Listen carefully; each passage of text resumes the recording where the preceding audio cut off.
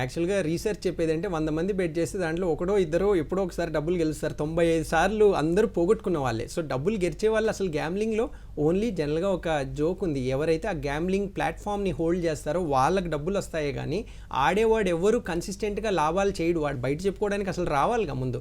ఎవరన్నా ప్రతిసారి నేను ఆన్లైన్ బెట్ చేసి నేను డబ్బులు చేస్తున్నానని చెప్తే అతను అబద్ధం చెప్తున్నాడని మనం అర్థం చేసుకోవాలి. సో ఎవరు దీంట్లో డబ్బులు కన్సిస్టెంట్గా చేయరు, ఎక్కువసార్లు లాస్ అవుతుంది. మరి మీకు ఎందుకు మళ్ళీ చేస్తున్నా అంటే ఇందాక నేను చెప్పిన కారణాల వల్ల లాస్ అయినప్పటికీ ఈసారి వేరు, ఈసారి డిఫరెంట్గా ఉంటుంది. నేను పోగొట్టుకున్నాను కదా, నేను అక్కడ తెచ్చుకోవాలి అనేది ఉంటుంది.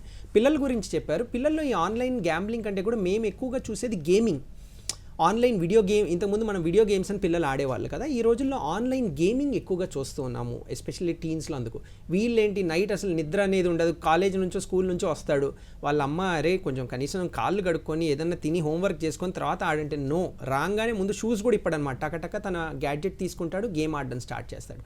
అది ఎడిక్షన్. ఎంతంటే కొంతమంది పిల్లలు మేము చూస్తుంటాం నైట్ అంతా పడుకొని కూడా పడుకోరు, లేట్ నైట్స్ ఎప్పుడో పడుకుంటారు, పొద్దున్న లేట్గా లెగవడం, స్కూల్కి వెళ్ళలేకపోవడం, దానివల్ల మార్క్స్ ఒకప్పుడు చాలా బాగా వచ్చేవి, అసలు అటెండెన్స్ లేకపోతే ఇప్పుడు మార్క్స్ ఏమొస్తాయి.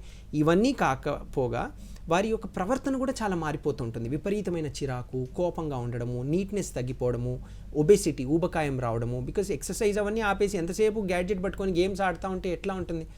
నేను ఎవరైనా మా దగ్గర పిల్లల్ని తీసుకొస్తే వాళ్ళు జనరల్గా అడిగే క్వశ్చన్స్లో మీ హాబీస్ ఏంటి, ఏం గేమ్స్ ఆడతారని. ఈ మధ్య ఆ క్వశ్చన్ అడగాలంటే నాకు కూడా భయం ఉంది, ఎందుకంటే వాళ్ళు చెప్పే గేమ్స్ నాకు అర్థం కావట్లేదు. అవి నేనేదో గేమ్స్ అంటే క్రికెట్ ఆడతారు, కబడ్డీ ఆడతారని చెప్పి వాళ్ళు ఏదేదో పేర్లు చెప్తున్నారు, అసలు అర్థం కూడా కాని పేర్లు, అన్నీ ఆన్లైన్ గేమ్స్ అనమాట.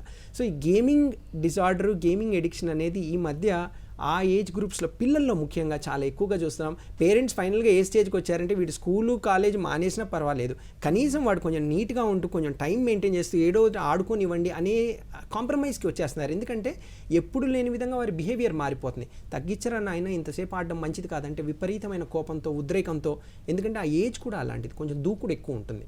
సో ఆ టీన్స్లో వచ్చే హార్మోనల్ చేంజెస్కి తోడు, ఆ దూకుడుకు తోడు ఈజీ యాక్సెస్ టు గ్యాడ్జెట్స్.